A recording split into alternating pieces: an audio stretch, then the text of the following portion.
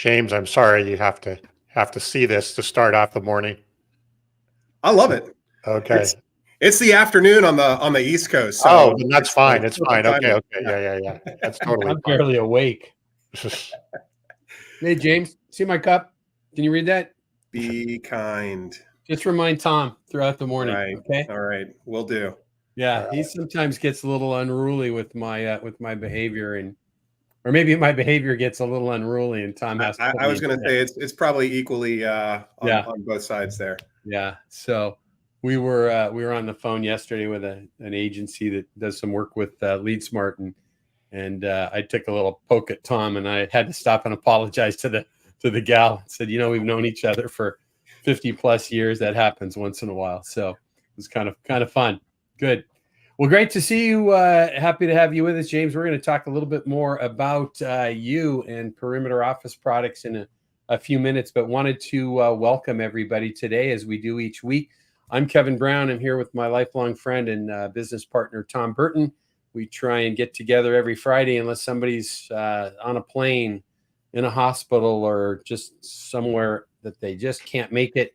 And we talk about the events of the week. We publish a newsletter every week. It's called Around the Horn and Wholesale Distribution. That newsletter goes out to over 10,000 people each week. We try and bring the news of the U.S., North America, and frankly, the world. Look at that related to the economy and supply chain, mergers and acquisitions, people and leadership, sales and marketing, AI, technology, all of the things that impact wholesale distribution as a whole and manufacturing as well. We chat with our guests about those articles and how those actually impact the wholesale distribution and manufacturing world. We do this here live on LinkedIn Live, YouTube Live, and Facebook Live at 9 a.m. Pacific time. Tom and I are both here in California.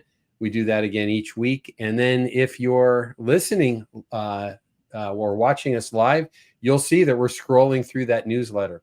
If you're listening later in the day or at another time on the podcast, whether it be on Spotify or Apple Podcasts or Odyssey or wherever you get your podcasts at, you're not seeing that newsletter. And again, we send that newsletter out every Friday as well. It's what we review here on the show. If you would like to get that newsletter and you don't, there's two simple ways to do it. You can send us an email to hello@leadsmarttech.com, and we'll get you signed up for that. Or two, you can go to the website for the show, which is www.aroundthehornpod.com. And you can see past episodes. You can sign up for the RSS feed. You can subscribe through your podcast channels there, and then also subscribe to the newsletter. So that's who we are. But we couldn't do this every week if we didn't have the support of the company that Tom and I work for, LeadSmart Technologies. LeadSmart has developed a product called Channel Cloud, and Channel Cloud is an AI-enabled CRM and customer intelligence solution. It helps wholesale distributors and manufacturers gain deep insights into not only their customers, but their teams and their overall business to accelerate growth. So if you're looking to continue your digital transformation in your business, you'd like to learn more about how you can use AI and CRM and customer intelligence in a single solution to help you accelerate growth in your company, please reach out to us anytime. We'd love to share more with you about that. Final thing before we dive into the show, however, is we're appreciative of you being here, but we like lots of people to know about this. So if you're listening in for the first time today, or you're a regular listener, if you're on LinkedIn Live, just hit the follow button of LeadSmart Technologies, and you'll get notified every week about not only this show, but other things that we publish. YouTube Live, hit the subscribe button, and you'll get those alerts as well. Same at Facebook. If you're listening on the podcast, please subscribe and leave us a review. And if you do that, that'll get out to others like you that can join us each week as well. So, got it all out. James. Yeah, I don't know that we've ever missed. I paid attention the entire time. Yeah, I don't know we've ever missed an episode, though, for somebody being in the hospital. Yeah. No, we did. When we first started. We did. Yeah, I was in the hospital, remember? No, I don't, but I don't remember missing it. So, but yeah, and then didn't we miss one after you had your surgery a while back? No, I didn't. No. You did it, huh? You're telling me you're tough? No, I did it and then went into surgery. It was in the morning and I went right after. Right. That's right. So. Totally forgot. That's okay. Tough guy. Tough guy. right? Anyway, Tom's robbing it in. Brandon, Yeah. welcome. James, your fans What's are up, starting to Brandon? show up already, so this is great. Yeah. Well, and I thought Brandon knew everything. So that's something. He's the reason I'm here. That's, well, you know what? We've known RFS Brandon. Atlanta boys runs deep. Yeah. We've known Brandon for a number of years. I think originally I met him through LinkedIn as well. Or Tom, one of us did. And Tom and Brandon are involved in another podcast, and you've got your podcast now. We're going to talk about all of that in a minute. But yeah, so you know what it did made me think, Tom, as you were thinking about not having had the podcast because somebody being in the hospital. We certainly have not had it because of airplanes. And then I think there's 2 times in October where I'm going to be at trade shows that I'm going to probably, I think we'll still do something. Probably I'll call in from the booth and see if we can, still broadcast something that day. But hey, before we dive into the news like we do every week, James, thanks for being with us. You're a podcaster yourself of great renown, and I've had I'm a noob. Yeah, I'm a newbie. You had me as a guest on your podcast. I thought it was great. You do a really nice job with that. But why don't you first tell us about Perimeter Office Products, and then let's learn a little bit about you. You have one of the most unique and cool LinkedIn header profiles out there. So maybe you can share some details about you and the Gilman family, and then obviously the company as well. Yeah, no, and thanks so much. So glad to be here with you guys. I'm looking forward to learning a lot, and maybe I can add 1 or 2 things, but just want to make sure I'm setting the bar appropriately here. So you mentioned my LinkedIn profile. My LinkedIn profile, since we don't really get to meet in person as much these days, my height is what most people used to recognize first, and it was always the first thing that people would make a comment about. I'm 6'8". I've been 6'8" since I was 14 years old. And I've added a lot of weight since then, but grew up here in Atlanta, Georgia, more specifically Lawrenceville, Georgia, and married my high school sweetheart, Joni. We were in band together. She was on color guard. I was on drumline, and we've got 3 kids. So we have Jay is 8, Jonah is 6, and Juliet, our youngest daughter, is almost 4. She'll be 4 in October. So James, you've posted a couple of times some pictures of your family, which I thought were pretty cool on LinkedIn. And seeing a picture of your lovely wife clarifies that, like me and Tom both, you're quite the salesperson, because you were playing above the rim when you got your lovely wife convinced to marry you. Just way above. Just as I did. The anecdote, opposites attract. I mean, it's absolutely true. I mean, she's beautiful and smart, and you're smart, and you're smart. Right. So I have also, since I was 14, I've aspired to have my height start with a 6. Not 6'8", just start with a 6 of any type. So, and it's never happened, but here we are. So, it's fun, but I would never be able to be a traveling salesman. I mean, being on a plane is like the most it's the most painful thought ever. Trying to fit in cars, and I'm a car nut too. I think we've talked about that in the past. But it's interesting. I had a former business partner that was also 6'8", and but he was much older than you when we were even working together. And traveling's hard, right, at that height. It's just, if you don't have an exit row or sitting up front, it's almost impossible. I know in his case, most gate agents would move him when they saw his height and make arrangements for him. Quite often they understood. But what he would always say when people would be out to lunch or having a beer or something, and people would ask him how tall he was.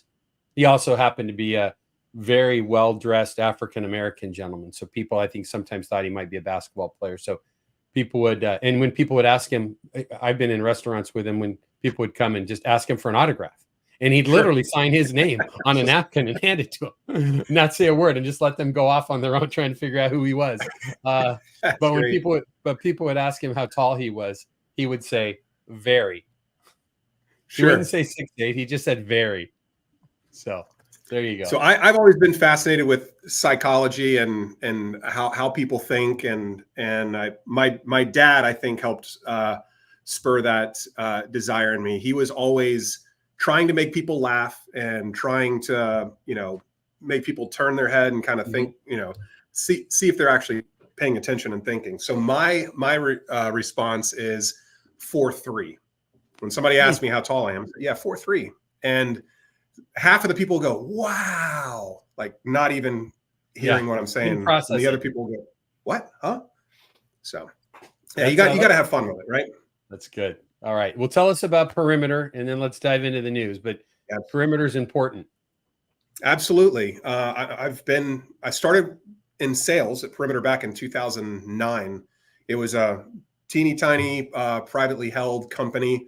Owner Mike Everett, who's a dear friend and mentor of mine, he started the company in 2007. But we were just shy of 2 million in revenue, and I think I was the 7th employee that he hired. So we grew organically through the sales process here in the Atlanta area to just over 15 million in just less than 10 years.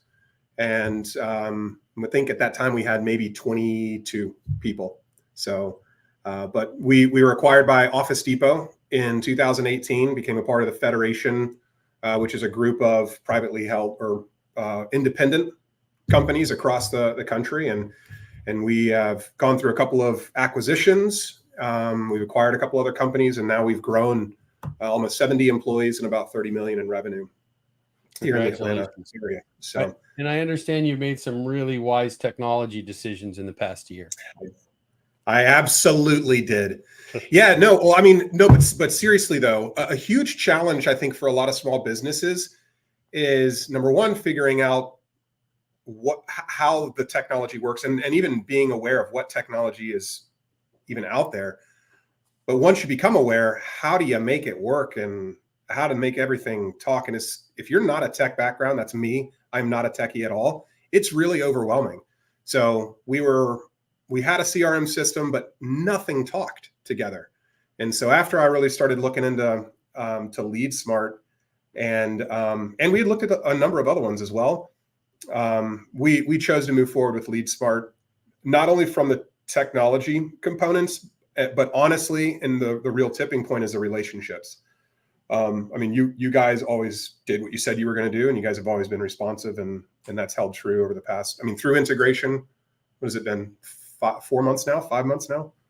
So, and we're still making improvements, and I mean, just light years different from what our experience was with other softwares that we've had in the past. So we're going to want to work together soon on a case study too, and see how we're moving the needle inside the business. But it's interesting as we talk about this, I'm kind of laughing to myself because I'm not sure we've had other customers, LeadSmart customers on the show before, but we have, and the reason I say this is because about 4 or 5 months ago, we had a guest on that was, worked for a very large distributor. And I had somebody text me that had seen the LinkedIn invite and say, hey, you have so-and-so on the show. Since he's one of your customers, can you introduce me? I really want to talk to him about X. And it's like, well, he's not a customer. And the reason I share this is the person said, I thought every guest that you had was one of your customers. And it's not at all the case. We just try and get really good guests. And if you weren't going to be a great guest, we wouldn't have invited you here. So we already knew you were going to be a good guest, but it's kind of fun to have you as a customer as well.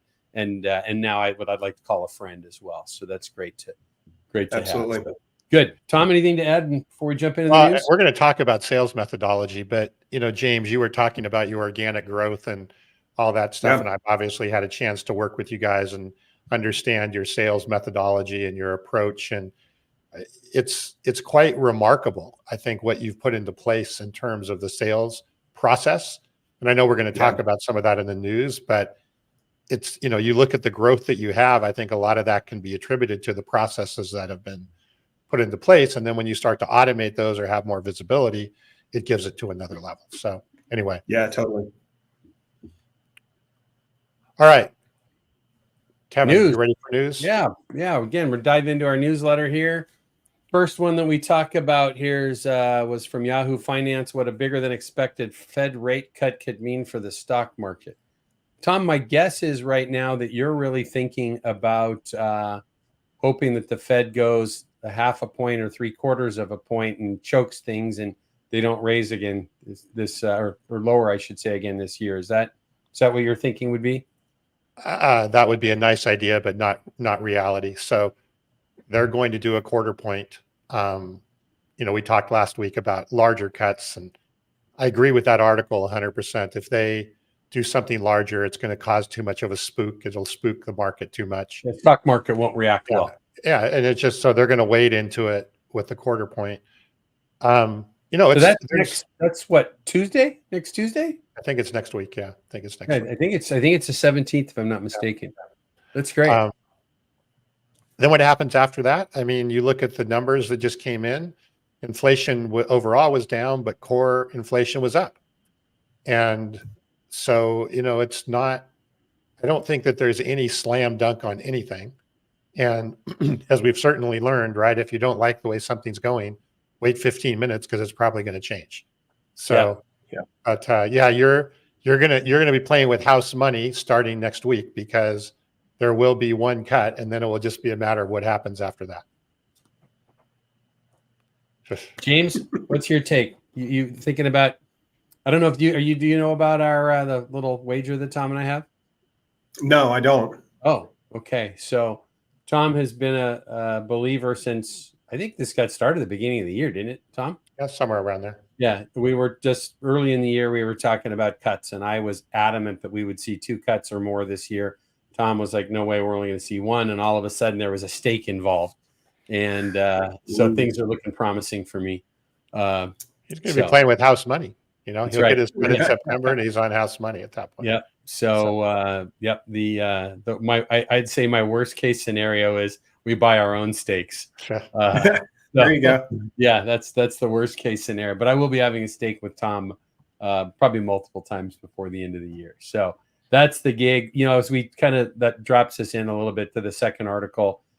Tom, you had talked about what we're seeing with some of the pricing. It says we posted an article here from CNBC. Consumer prices rose 0.2% in August as an annual inflation rate hits its lowest since early 2021.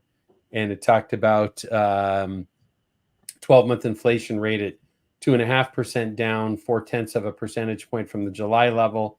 And again, lowest since February of 21. But we've got increases, decreases. To your point earlier, Tom, is we're going to have to wait and see, because I don't think there's any chance we're not going to see 2 this year. But last week and the week before, I was thinking we might see 3, and one of them might be, and if we only saw 2, one of them was certainly going to be a half a point or 500 basis points. And I think what we could be seeing right now is 2 1/4 points based upon this week, 2 1/4 points could be the case. Could be. If we get another uptick in inflation next month, then who knows, right? It's like I said, good. One day at a time, literally. Yeah, well, it's almost like we should do a little pop in on Mondays and Wednesdays to just kind of see what's happening that week, and then and do a snippet for our LinkedIn and other social audiences about what's it looking like this week, and what are we going to talk about Friday. Good. So in following up there, we've got what we didn't mention is that we're in our economy and supply chain segment of our newsletter. So again, we can put out a newsletter every week, and within that newsletter, we have these different segments. So we start each week with the economy and supply chain. This is where I wanted to get a little bit of James' take on a few things as we talk about the supply chain optimization strategies. It's from supplychaindigital.com. They talk about 10 strategies here, and we're going to talk about a few different things today about how supply chain issues are being impacted out there right now. But either any significant takeaways from this from either one of you? No, I mean, James, what's your overall take? I know we're going to talk a few things about supply chain here. Yeah, no, just from some of the things that I've noticed recently from, we pull from multiple different wholesalers and we have experienced nothing like, 3 years ago. I mean, the supply chain was completely wrecked, but I think coming out of that, the wholesalers are trying to figure out, number one, how do we keep our costs in line? I mean, labor costs, fuel costs.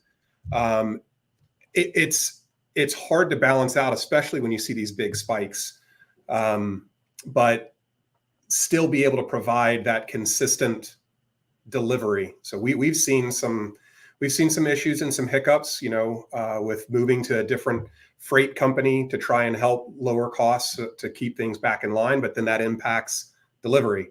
So we have seen in our industry, office supply industry, some rumblings, some disruptions, but I mean, I just think that we really took a lot of things for granted, pre-COVID, and just assumed that everything would always just work naturally without, really understanding the challenge and the complexity of logistics. So you mentioned working with a number of different wholesalers. Do you also, within your business, work direct with quite a few factories as well? Is it a mix? Yeah. For manufacturers? Yeah. So have you? Yeah, we do. Have you taken an uptick, I should say, or in frequency of your check-ins on supply chain? Do you meet more regularly now, or? Well, that's a part of the other challenge is a lot of the manufacturer representation is also rotating and churning. Okay. So the point of contacts inside of the organizations, especially when you have a private equity company that comes in and and purchases this manufacturing company and this one, things change, right? So I talked about relationships before, and that's one of the reasons why we went with LeadSmart. I think relationships are so valuable in business. And I think a lot of people underestimate and are putting a lot of emphasis on automating things without understanding the benefit of, the human element and the relationships. So good. Yeah, the reason I asked that question is we've talked to some folks more in the building materials, construction kind of related fields that are doing almost weekly now cadence meetings about what's going on in the supply chain. I think sometimes when you work with a lot more with wholesalers, maybe a little bit more reliable and can hopefully focus on that they're having those meetings with the manufacturer on your behalf. But this is an interesting thing, right? Because I don't know that we've ever seen it before. I'd love if we have any guests that might have had this type of experience would think about this, but I'd love somebody's comments on this. But the reality, I think, is we're in a new kind of world post-COVID or post-pandemic, right? What we saw is, and Tom and I have talked about this a lot. We're both from Long Beach, California, which is, there's a piece of man-made finger that goes through the ports there, which separates Los Angeles and Long Beach Harbor. But if you flew over the top of it, you'd have no idea that it's not the same port. If you combine those two ports, they are, I think, the third busiest port would be the third busiest port in the world. I live about 40 miles south of there now. During the pandemic, and even post-pandemic, when we first started doing this show, there were ships lined up down within a few miles. In fact, I'm not even 40 miles. I'm just a little over 30 miles. There were ships lined up waiting to get into the harbor, right? As we were coming out of all of this. And as I sat out on the beach with my wife, and not that she's interested in this topic, but I'm looking at that and saying, there's paper clips on that. Yep. Right. There's reflective vests and dust masks on that. There's office chairs on that. And they need to get somewhere. And then there's the kids' school supply or holiday presents or whatever it is. And people kind of didn't look at all of this. Well, now we start looking at the things we've been talking about a lot recently on the show with the issues in the Suez Canal, right? We had a weather impact of lack of rain near the Panama Canal. The Panama Canal water was so low that certain size ships couldn't get through it, and they couldn't get as many ships through. We've got geopolitical issues. So we're going to talk about this a little bit more with some of the other articles we cover today. But I think right now is a time where understanding our supply chain, staying on top of it, is even more important than ever. So this article, Tom, let's not move ahead yet. I'm going to hit it because I think this article is really valuable. And again, this is from supplychaindigital.com. They talked about 10 strategies that could be used. And the first one was implementing risk management strategies. We kind of touched on that a little bit in our discussion. They talked about regionalized sourcing. I think we're going to start seeing a lot more of onshoring. There's an example of that in our industry scuttlebutt that we'll get to later in the show today. They talked about using different types of model. They talked about a PPRR. Never heard of this before in my life, but I love the idea. Prevention, preparedness, response, and recovery. I think maybe those are just 4 words to use in life in general, but in supply chain, pretty good, right?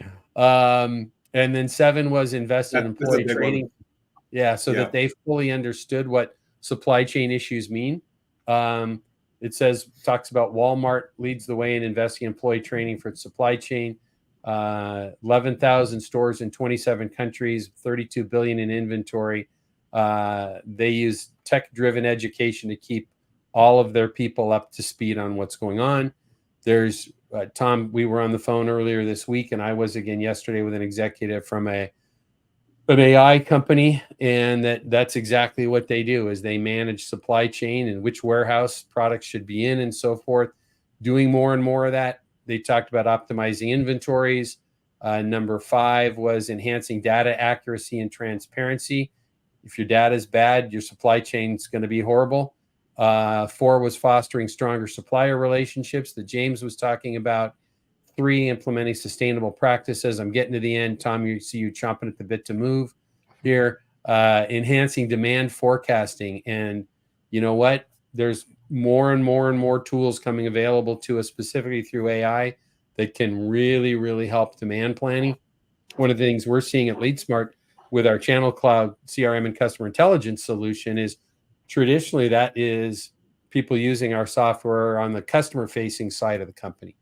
And what we're starting to see more and more of our customers is saying, you know what, I need my operations people, my purchasing people, and of course our executives to be seeing customer data and then now wanting to integrate other supply chain data and other data about when things are available and so forth right into that same platform because it's a wonderful visualization platform. So this was good. And I think the final one was leveraging. They talked about advanced technologies, and that's what I just mentioned. And they use some of the examples of what Amazon does with predictive analytics. I guess the takeaway for me is it's probably never been more important than having more than just we buy this from that vendor and we trust them approach. And now it's time to really, really get focused on what we're able to do, manage supply chain versus be a victim of supply chain. I'm done pontificating. James, anything? Okay, good. Anything on your take on that? Nope. All right. No, I mean, I have some takes on this, but I'm going to hold on it because we're going to talk more about some of these things later on. So I think there's a number of things that we can kind of connect the dots on, but I'm going to hold off and just so that we can kind of keep moving. Good. Where are we headed next? Manufacturing and distribution. Yep. Next segment. Everything you wanted to know about force majeure. Now, I'm sure, James, as you were last night with your glass of Cabernet, you said, oh, my word, I am so excited about this topic. Right? Force majeure. No, I definitely had to www.dictionary.com. What in the heck is this? Yeah. So I bet if you went back and looked in some of your vendor contracts, this is going to be prevalent in many of them. And most manufacturing companies use this. And many wholesale distributors use this as well to tie into contracts that they have, right? If we have supply chain contracts, either distributor to end user, manufacturer, distributor with expectations, force majeure really ties into the idea that says, look, we will do everything we promised and said we would do. unless there's something that jumps in that we can't. And I think force majeure translates to major force, is if there's something that we can't do. And, a few of them are acts of God, lightnings, tornadoes, hurricanes, tsunamis, man-made disasters, plant fires, floods, war, civil issues, riots, and so forth, disease, epidemic, the pandemic that we just had. And so there's quite a few of these, even government embargo, power outages, transportation issues. But a lot of people see these, and I thought this was good. This is from Modern Distribution Management. I thought it was a good article just to have there from that standpoint that says these are important things to understand. Back to talking about supply chain, right? Is if I'm relying on a manufacturer, if I'm an end user relying on my distributor, and there is a force majeure component to our agreement, which, my days in manufacturing and distribution both, we use them consistently. There are issues that I need to be thinking about. And there's weird parts of this, right? You can think about it as like, of course you can't get your shipments out on time if you got hit by a hurricane. But what about if there's civil unrest in, near your manufacturing plant, or as a distributor, your warehouse, and you can't open your warehouse to get trucks out that day? What happens if you can't? Number 6 that they talk about here is government embargoes, right? We just talked a few minutes ago about steel issues. We're going to talk a little bit about that later. If all of a sudden steel is tough to get, and you can't get those pipes out or the chairs out or whatever it is. So it's interesting. I think there was some good pieces of this article from my viewpoint about having well-drafted force majeure provisions, and they added some elements to it. So any takeaways from you guys? I just thought it was a value and worth sharing with our audience. I think it's worthwhile I think they made a really good recommendation in there, which is, rather than just having a generic force majeure clause in your contract, and I don't know if you can obviously name out everything that can occur, but you could probably name out categories of things to make it a bit more specific in what you're doing. I think that's a good practice, right? I think it's a good practice. I think it helps you also understand better what are some of the things that could get in the way. So anyway, it was a good, interesting article, not something you see every day. Well, I think it, really ties in. I think maybe the theme for today probably ties to, in general, of, we looked across the board, and our producer and editor, John, always texts me about what the title for our snippets should be that are going on the social media platforms. And I think this one really ties to supply chain awareness and preparedness, because we're going to talk about that a few more times today. So they talked here about, two pieces. Provision should define the events that constitute force majeure. Second was the provision should set forth the supplier's rights and obligations if a force majeure event occurs that impacts a supplier's ability to timely supply parts, included noticing of time and resuming performance. There is, as we kind of move ahead, there are two sides of this, right? There's part of the UCC, or Uniform Commercial Code, that already addresses this. And so if you have your own force majeure contract, either as a manufacturer or distributor in your contracts, then it is would supersede if it goes even broader and beyond what the UCC does. So there's a little chart in here. It calls some key takeaways from a seller's perspective or a buyer's perspective, and some things to look at and some things to include.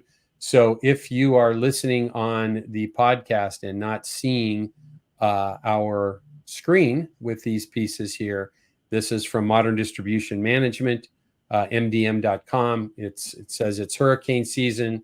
Performance excused and why it's not a breach. So that was the title of it, talking about everything you wanted to know about force majeure. So that's it.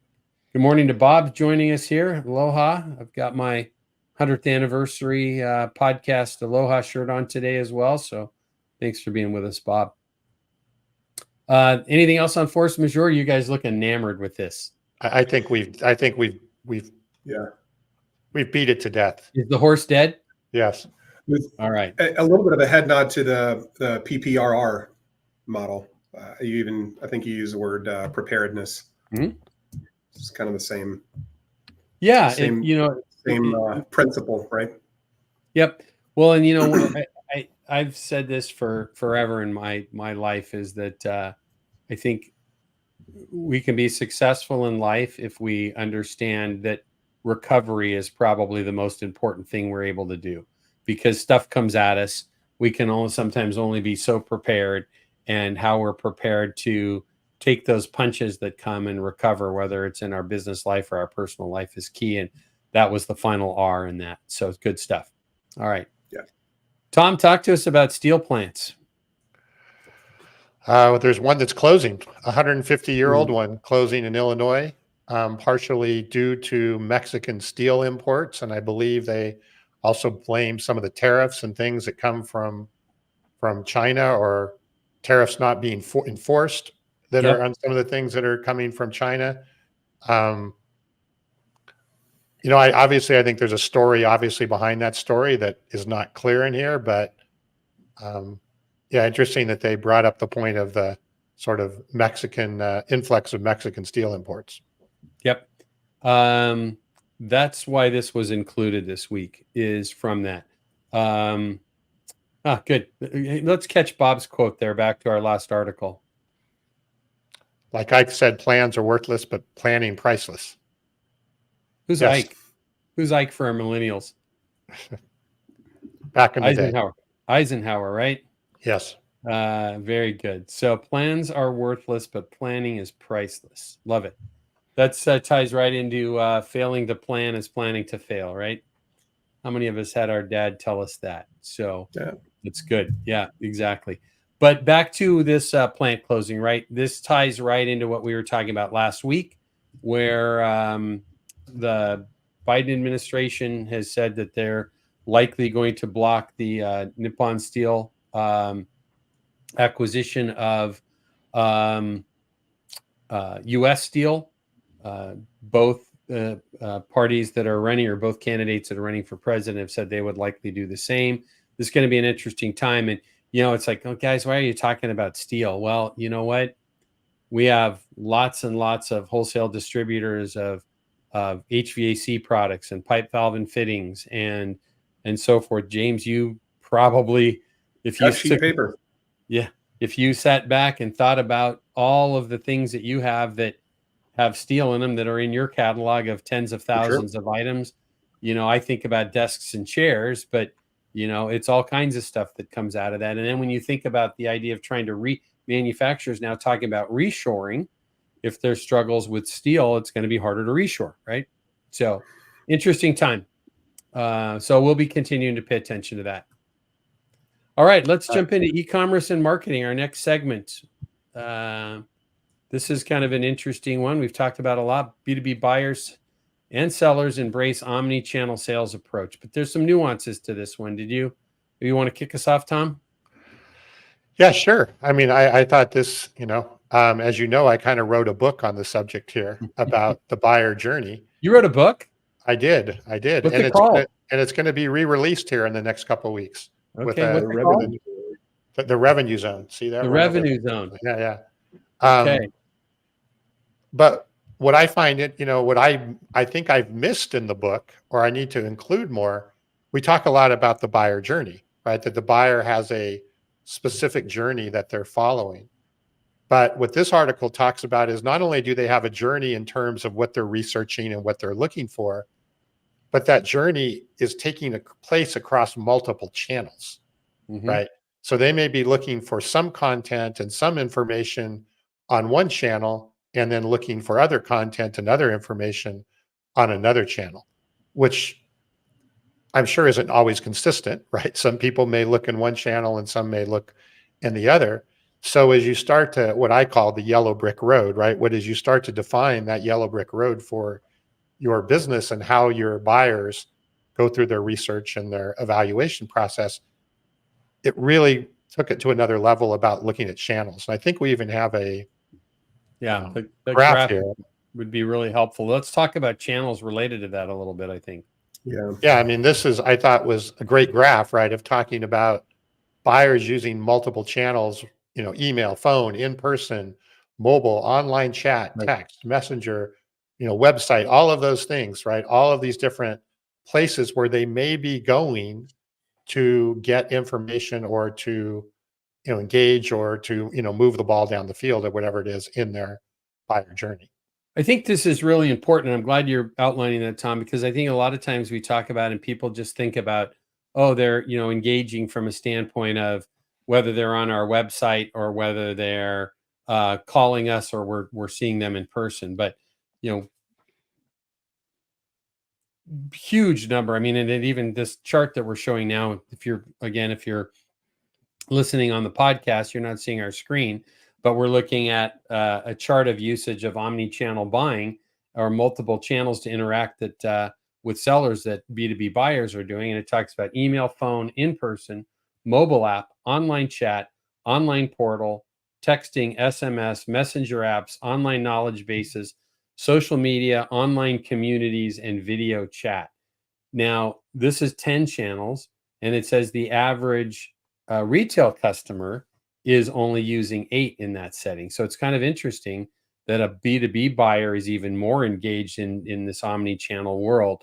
And omni-channel takes on a whole lot more than the traditional consumer would do. So Yep. I thought that was interesting. It really makes me think about our partners at Moblico that we work with and their mobile messaging solution that wholesale distributors use consistently, where they can, the mobile app, they can market through it. Customers can pay their bills or invoices on it. They can view all kinds of things there, and they can interact, and they even can connect to WhatsApp and other messaging tools right through the Moblico tool. So if you're a wholesale distributor trying to communicate better with your customers, Moblico and LeadSmart have a great integration to bring that together. So looks like we lost James. Yeah, I guess he got tired of us and decided to No, move he on. just texted me, said, not sure what happened. Okay. Well, I'm sure he'll be back. Hey, I want to hit Bob's comment. Also want to hit Brandon's. This is a comment from Brandon Kelly a minute ago. Yep. We were talking about steel, right? Steel, Places right. of Yep. bearings and I guess that's a very big common use of steel. Yeah. Yeah. And I want to hit Bob's point here. I think he's right on the money, right? What's new in buyer journeys and becoming more prevalent is their need for validation. They're self-diagnosing and self-solutioning more frequently, but they want validation that they're on the correct path. Right. That's new, right? And that's why, I talk a lot about, and we talk a lot about even with our customers, if you don't know your buyer journey and know what they're going down, it's certainly hard to validate and help them as they're moving through that process. Mm-hmm. And the people that not only have the buyer journey, but the validation is going to go on, add more to that equation. Right. Yeah. Very good. Well, I think that's, if as we're marketers within the B2B world, staying on top of what buyer journeys look like is going to be probably the most critical piece, because you don't want to you find yourself in a place where your customer is trying to communicate and with you in a certain format and you're not there. Yep. Right.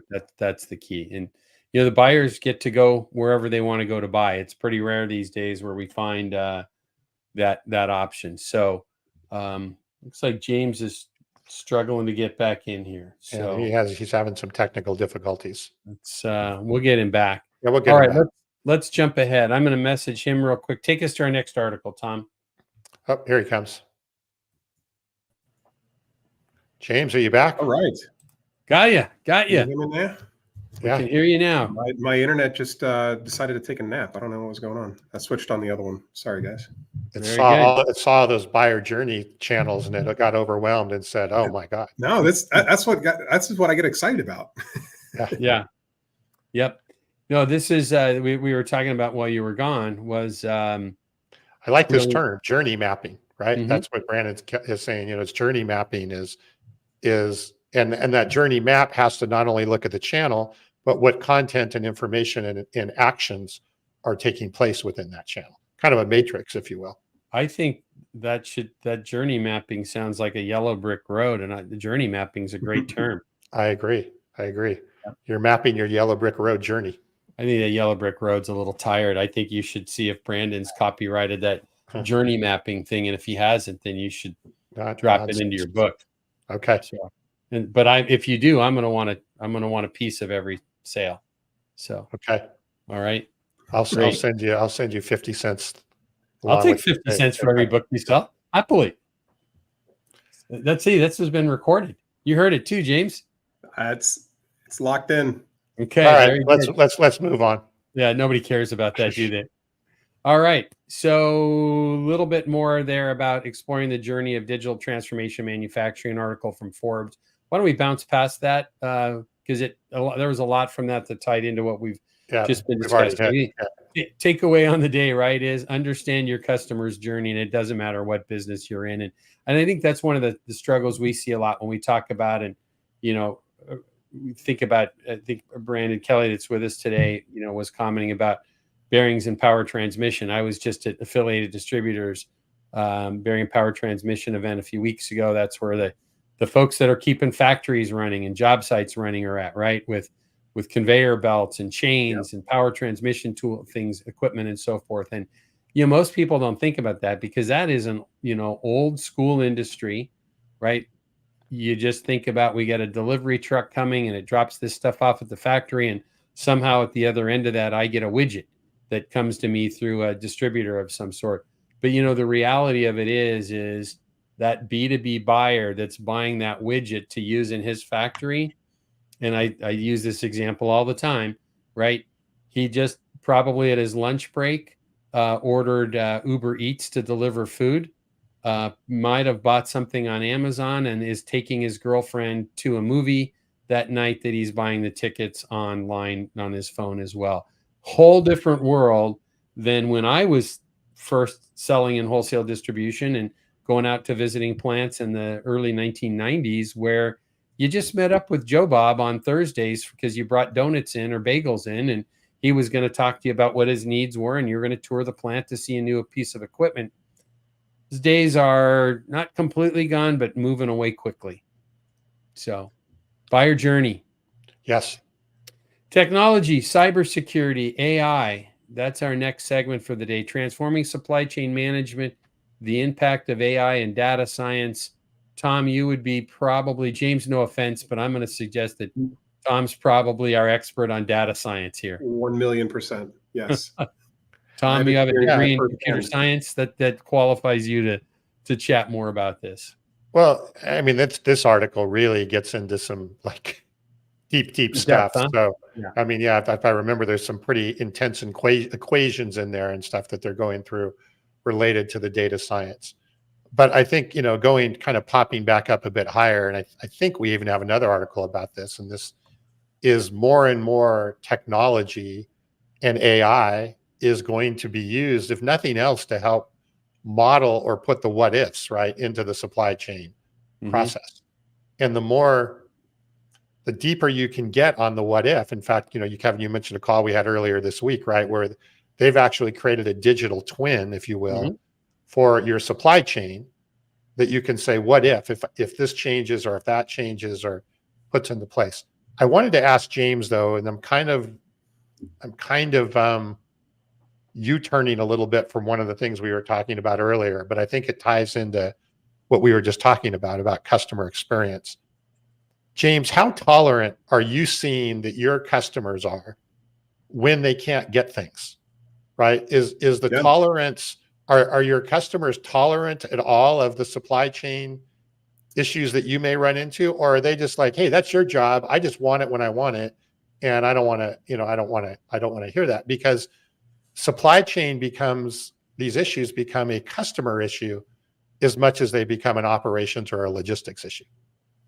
Yeah, I think and that's a great question. And I personally think about this all the time. It does depend, right? If you're doing one project, like we had a big project at a school system down in South Georgia. Well, the furniture that we were putting in there, right? That's one big order, one time.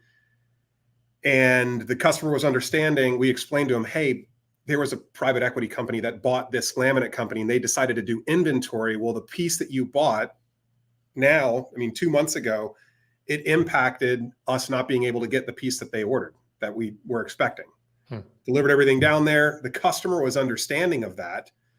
But if it's a product that a customer needs on a consistent reoccurring basis, and there's an issue with it, and there's an issue with it again, and then there's an issue with it again, I think there's an understanding maybe once or twice, but then, if it's that reoccurring, so it depends on the product. I think it depends on how it impacts the business, obviously. But coming out of, what we all went through 5 years ago, I definitely feel the customer has a less brand loyalty, right, and a larger appetite to try other, products, as long as it's going to serve and solve the same purpose or per problem. Interesting. It's important because you can get paper a lot of places, right? Yeah. But if you're doing large prints and then, you got crappy paper and it keeps on messing up, so I mean, there's context that needs to be kind of explored to really understand it. Yeah, there's nuance. Very good. So again, kind of taking it back full circle, right? The some of this, data analysis, data science could be even based around product lines, product categories, different things that you're doing, because you have to look at those from a different perspective. Yeah. Interesting. All right, Kevin, where do you want to go next? Well, we got, I think we covered a little bit of the hype as real in manufacturing article, the Tech Radar, but that was kind of had a little bit of interest to me as well. I think, one of the things, and that was an article from, as I mentioned, techradar.com. The title is AI Hype is Real in Manufacturing, Successful Adoption Journeys Are Scarce. And I think that's a little bit worth a discussion of, because I think we're getting to that place of where we're getting to the top of the hype cycle, I think, if we're not already there in AI right now. And I think it's important to kind of be starting to talk about, what is actually working and what is not in that setting. Because we've got a lot of people that have gone into the mindset of, yep, let's do AI, and I'm going to go to a conference and I'm going to read all these papers. I'm going to come to a podcast that talks about it. And now it's time to try to get rubber to hit the road on these things. And that's a little bit about what this article was talking about here. Again, techradar.com, talking about the hype is real in manufacturing. I think you could just substitute distribution as well here. Successful adoption journeys are scarce. And I've been even watching recently with some of the folks who we use some of their news, industry folks mostly related to wholesale distribution, that they're bringing on some distributors and so forth who are talking about their journey and some success. And as I look at some of these and I've listened to some of these, I don't think those are real great success stories of what I'm seeing so far.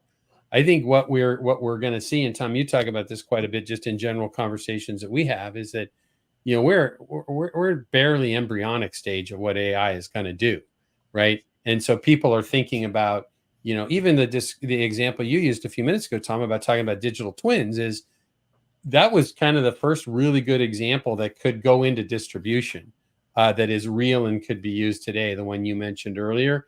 And I think right now what we're really looking at is now it's time to start getting the rubber to meet the road for real. And it's much more than just using ChatGPT or Perplexity or Claude or whatever it might be for some marketing content, right? And that's what this article kind of references is, finding some real good use cases and success, and true journeys that are working are fewer and far between. So, well, and Bob says we're nosediving into the trough right now, right?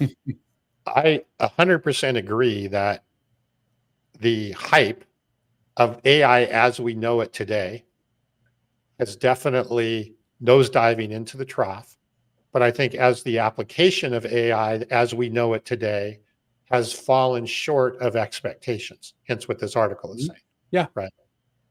I think, unfortunately, then people jump to the conclusion, like they do with, anything is, well, AI doesn't work, or it Right. doesn't going to work for me, right? Yeah. It's like LinkedIn doesn't work, right, or whatever, Right. right? It's everyone's Right. thing that's there. Yeah, LinkedIn's worthless. I have 7 Right. contacts, but Right. it doesn't Right. work. Right. So, but OpenAI just released yesterday, I believe, is an update to their model. I have not had a chance to look at it again. Supposedly, it's a major improvement in the reasoning aspect of things and the analytics. Again, don't know how good or bad, but there is going to be some significant improvements in what we quote unquote know is AI over the next 6 months, 12 months, even 24 months. The timing is a little bit ambiguous, but it's going to happen. So I think the model is there, and they talked about some of the reasons why these have fallen short, right? And the skill set and all of that. But I guess I would, my comment would be is don't say that, okay, that means AI doesn't work, or you shouldn't Sure. be thinking about AI in your organization, because I do think it's been overhyped and under expectations have been minimal based on what is available today and how it's been put into place today. Yeah. Well, I think we're moving way past that thing where and this is, I'm headed off to the Industrial Supply Association's conference week after next, and just realizing I should probably buy plane tickets today. In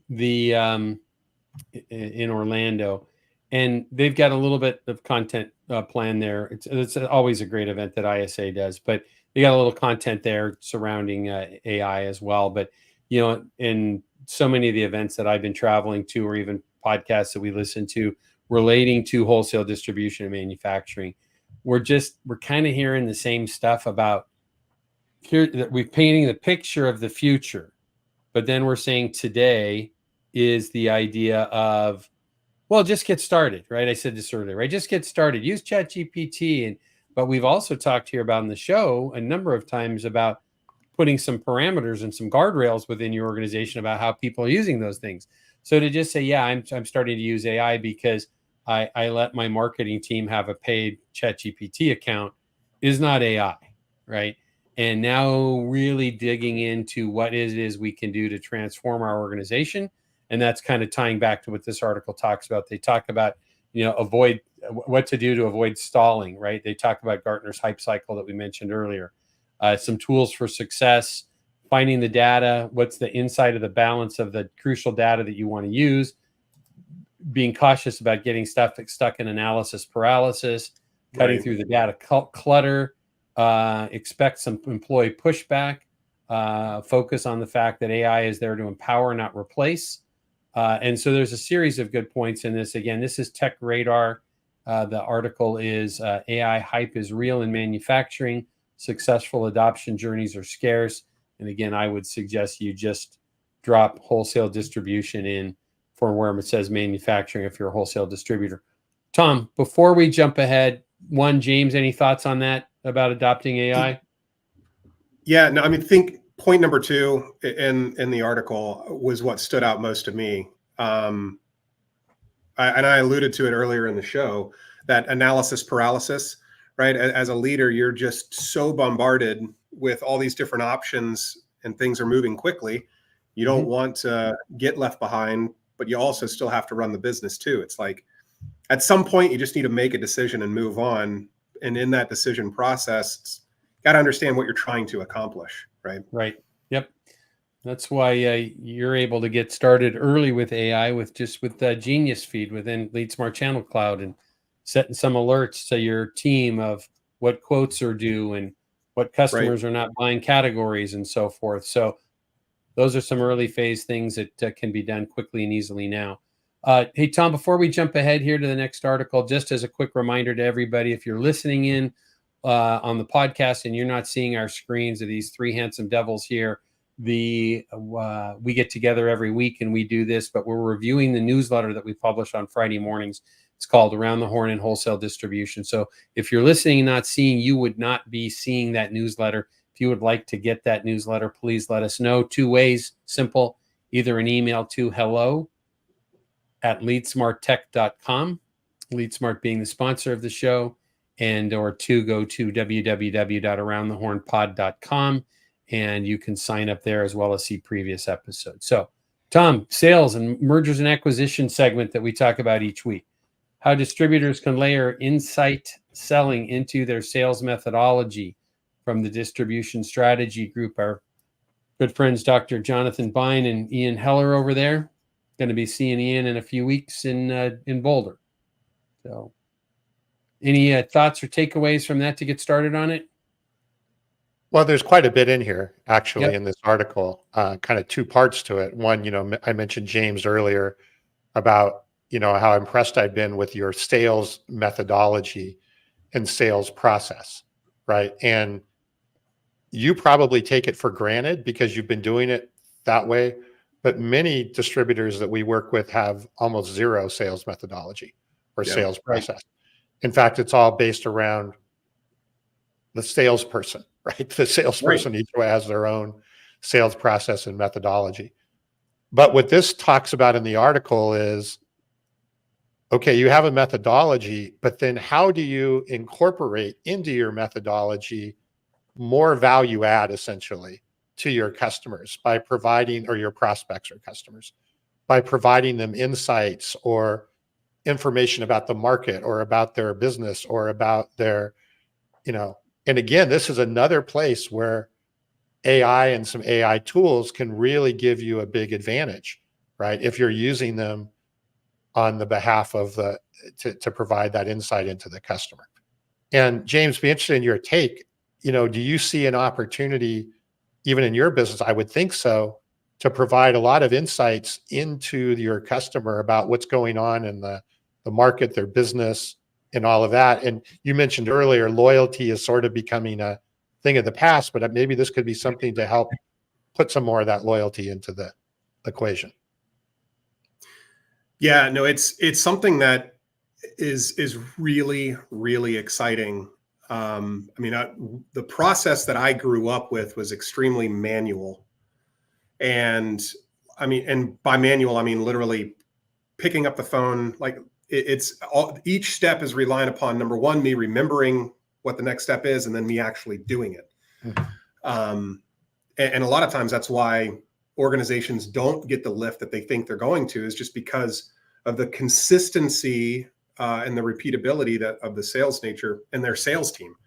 So by having AI kind of and automated systems come alongside the sales team,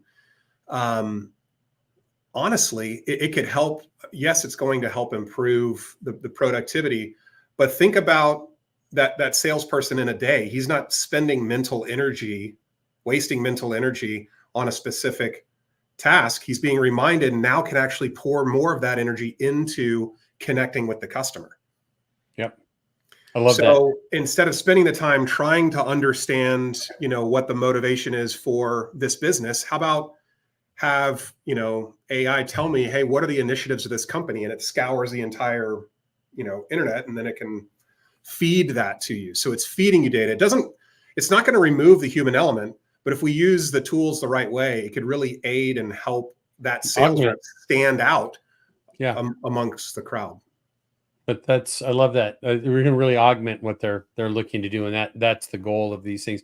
James, let me kind of ask you a question to go with this. I'm going to make a statement and then a question is, I don't have a lot of experience in the office products world and where you live, but in the other markets that we serve quite a bit in building materials, electrical, HVAC, industrial, safety, bearing, power transmission, some of those worlds, it's not uncommon that, even the largest of distributors, like, $250 million, $500 million, $750 million, $1 billion a year distributors are out hiring people, not because of they understand sales processes or have processes or are driven people that are using structured methodologies. They're hiring people because Joe worked at XYZ competitor and he knows a bunch of accounts that he can bring with us and he's successful over there. So hence we'll assume he'll be successful here. Did you see that in your world as well?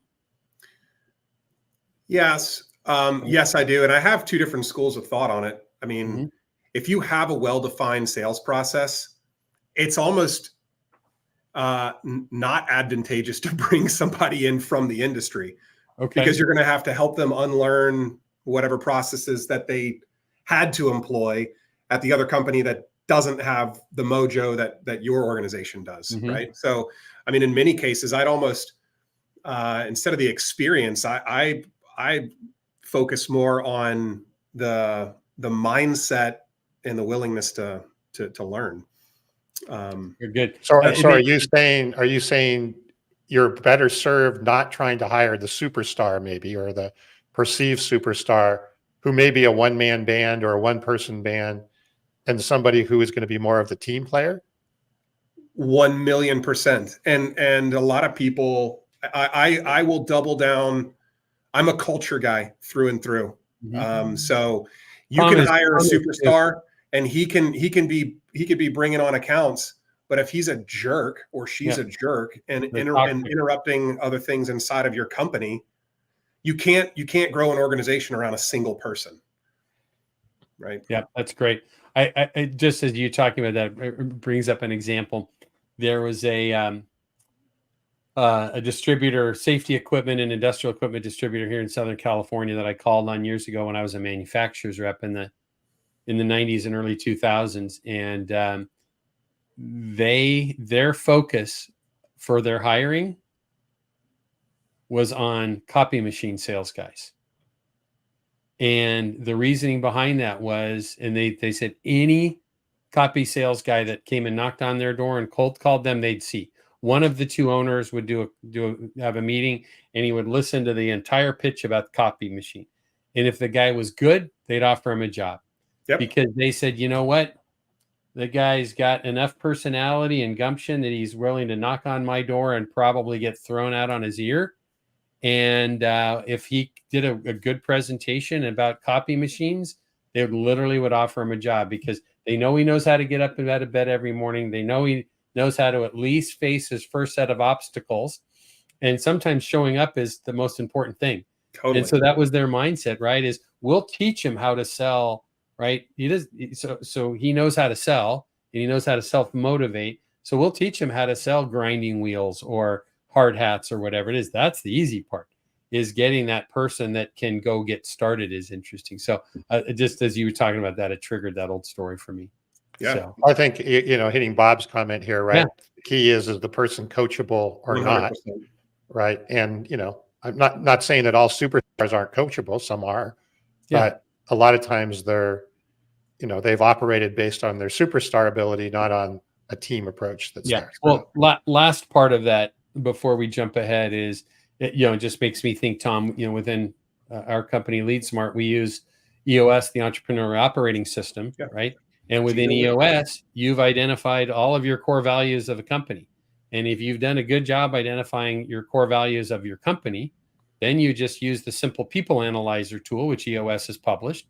And when you might find what you think is the superstar, but if your superstar that you're thinking is because he has the account over here or he sold a bunch over there, you may find, at James' point earlier about toxic type people that could disrupt your organization. If you use that people analyzer tool and see how they line up with your core values of your company, sometimes it's really bad news because you think you want to hire somebody, but the people analyzer is going to tell you that you shouldn't, right? So aligning your hiring with your core values becomes powerful. All right. Hey, did you know that short order cooks make really good, fantastic air traffic controllers? That makes a lot of sense, actually. Yeah. You're having to handle a lot of traffic depending upon where you work. So all that comment from me, all that says is corned beef, hash, and eggs sounds really good right now. So, all right.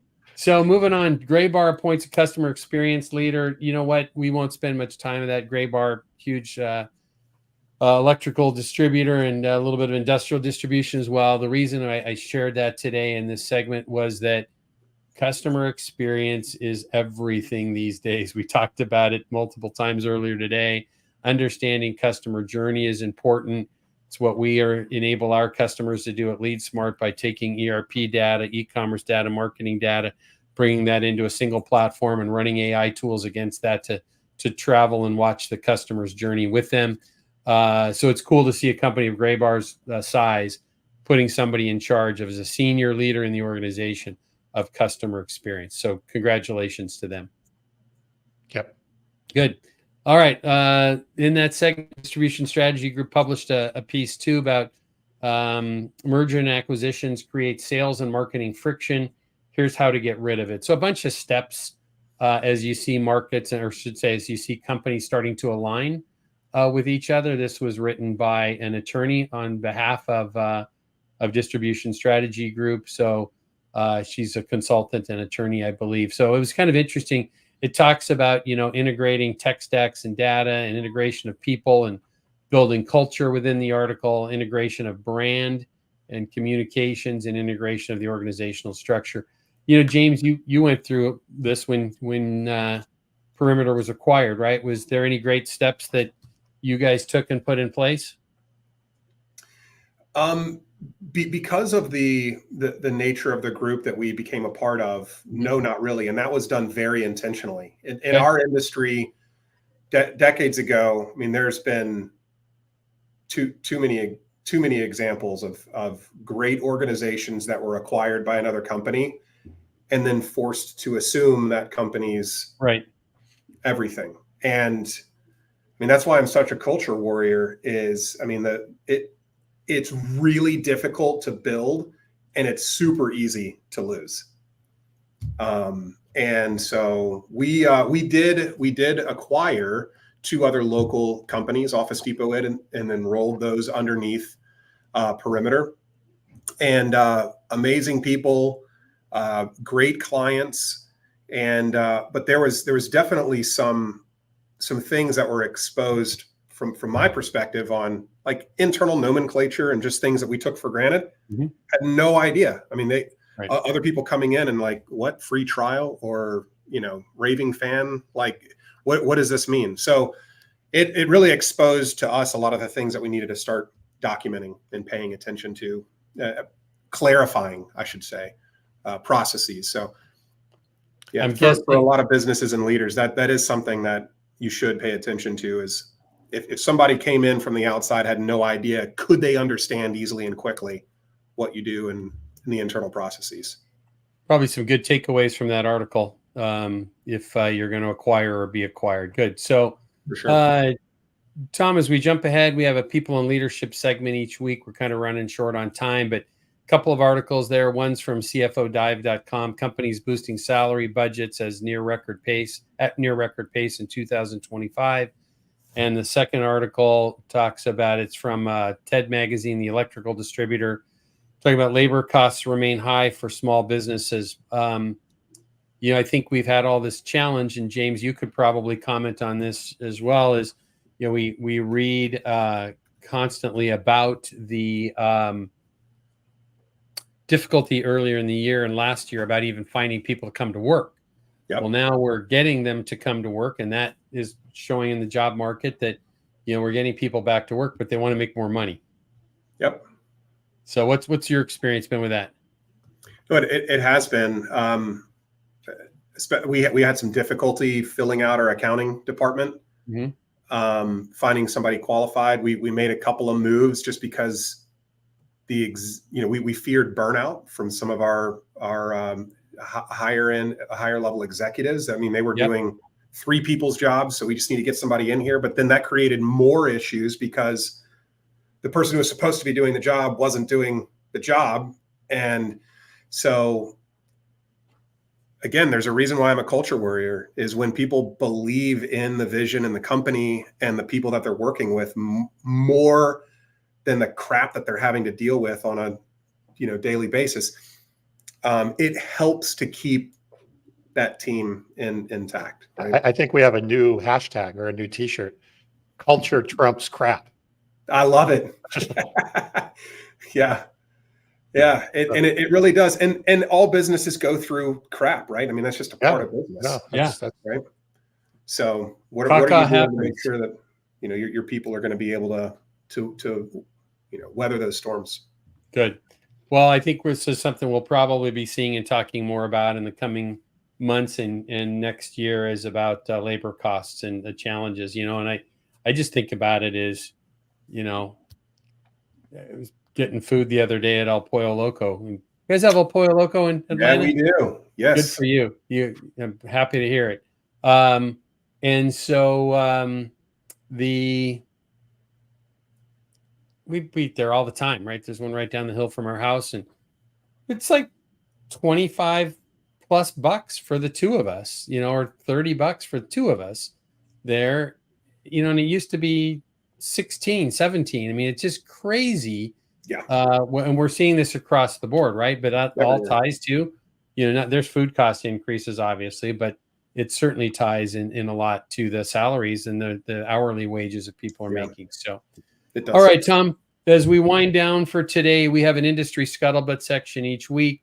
Kind of a cool little spot in here. It talks about Win Supply, large distributor that is putting a partnership together. First time I've seen this at this level with a professional football team. That would be, if you're not a Cincinnati Bengals fan, you might question if they're actually a professional football team. Probably shouldn't say that out loud to my friends in Southern Ohio and Northern Kentucky, but kind of cool partnership that Win Supply is doing with that. We talk about an acquisition in here as well in the industry scuttlebutt section. But the one thing that I mentioned in here, and this probably wouldn't be of note, but there's a company that we reference here. The note came from Modern Distribution Management. Radians, which is a manufacturer of personal protective equipment. They're based in Memphis. Kind of started as a little small company, if I remember correctly. Their original product is they did a safety glass that had earplugs or hearing protection attached to it. I remember meeting them when they first showed up. Well, now they're a global powerhouse now, and kudos to the gentleman that built that company. But they just expanded their headquarters dramatically, so that's good news. Relevant, yeah, we wouldn't talk about it, but they reference in there the importance of their expansion for onshoring. Now, their this is what really hit me. Their product category is as commoditized as they come. Reflective vests, disposable gloves, leather work gloves, safety glasses, hard hats, things that they're not quite consumables, but just about, right? And everything about those just sings Southeast China and Southeast Asia, right? So to see them expanding their corporate headquarters for commoditized items so that they can onshore them speaks to me. That's the biggest statement we've seen in the months and months we've been discussing onshoring and nearshoring, to see those starting to look like they're coming back here at some level. So I wanted to mention that before we closed out today. So kind of each week we have also our good reads section. The key to your overall health and happiness may boil down to one rare word. So we talk, James, each week in the newsletter is this might be about leadership. It might be about health. It might be about personal development, whatever it is. But one key word. Anybody read what that was? Peace. I'm going to guess peace. Yeah. Peace. Right. For those of you listening, not watching, James just flashed us the peace sign. Peace. And finding peace in our life. And it had some very, very valuable steps and tools. And if we can look to find peace in our life, then that would be. It's interesting though. And James, this comes full circle to what you were saying in the beginning, even about, who you work with and so forth. I find every day working with our customers, the more peace of mind I can provide to them, that is more valuable than anything else that I do with them or we do with them, right? It's because there's so much crap, as you pointed out. Yep. Anything that can be done to add a little peace into the equation, right? And peace of mind into the equation, I think everybody appreciates. And it doesn't matter where you are in the business cycle. Right. And I think it's a really interesting, maybe, I don't know if it's a culture point or not, because I think it's more just helping to make sure that you're providing that, what you're doing. Are you providing peace of mind, or are you creating more turmoil and things and whatever you're doing? Yep. Good points. Bob tells us that peace is aloha. I agree with him there. Which means we're also going to need to use aloha here in a moment to say goodbye. The last article that we had there, as we talk each week, we have a second look where we publish articles on topics that we've talked about before, and that was about the ongoing concerns about port strikes in the Gulf Coast and the East Coast. That's something we're going to have to watch really close. If they don't figure something out, they've only got about 2.5 weeks left. So, hey, thanks, guys. Today's been fun. James, thanks for being with us. Good insights. I learned a lot. Yeah. Yep. This is, we move a little fast. You did good. Sometimes if you go to a barbecue or anything this weekend, James, you can reinforce everybody only one rate cut this year. You can, That's right. You can say that with quarter certainty. Point. Right. And review your force majeure. That's right. And review your force majeure. And I tell you what, it's not a topping for your burger. only talk about one rate cut if you want to look like a knucklehead and don't get invited back. So, that's right. or you can just say, I was talking to Tom Burton, the author of the Revenue Zone. Don't mention LeadSmart, the author of the Revenue Zone, the other day, and he said one rate cut. So he's that's pretty funny. I have a force majeure clause in my prediction. So that's right. That's right. Good. We covered a lot of ground. James, you did great. Thanks for being with us. Thank you so much for the invite. Glad to be here. Yeah, we've had guests or invited guests that say, I don't want to come because I can't keep up, because we do move pretty fast through this. But I think that's what some people like about it. We're at, Tom, what are we at? 107 today? 107? 107, yep. 107th episode. We've gotten together to do this. So in kind of wrapping up, we do this every week again. I'm Kevin Brown, Tom Burton, our great guest, James Gilman, being with us. We just try and bring and shine some light on what's going on in the world and how it impacts wholesale distribution, and how folks both in manufacturing and distribution can kind of expand and grow their businesses by using technology, understanding what's happening in M&A and the economy and so forth. We're appreciative of those of you who've been with us. Come back again next week. Again, as we asked of you earlier in the show, if you're listening on the podcast, you like what you heard, leave a review, hit a few 5-star reviews out there, gets us out there much further. If you're listening live on LinkedIn Live, YouTube Live, or Facebook Live, just go to the page that you're on there, which would be the LeadSmart Technologies page. Hit the follow, the subscribe, or the like button there. Then you'll get those updates coming to you regularly.